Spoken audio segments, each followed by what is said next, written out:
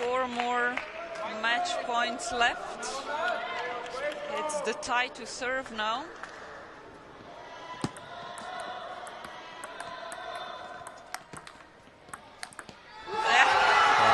There it is. It's down the line forehand that wins it for the 90-year-old Italian Matteo Parenzan in men's singles Class 6 finals for the gold at the World Championships against the Thai Tajca Rungroja. Here's the celebration. Congratulations go to Italy. Thank you, Trevor, for watching this match with us. It was a great Class 6 final. Amazing table tennis. Congratulations to Matteo Parenzan. Well deserved. The form player in 2022.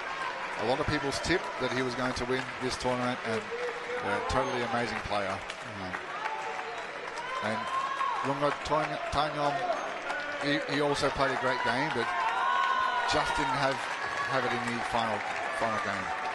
He kept the concentration even after a rocky start and after all the bad luck in game number 4, and all respect to this young player who's now the world champion as well.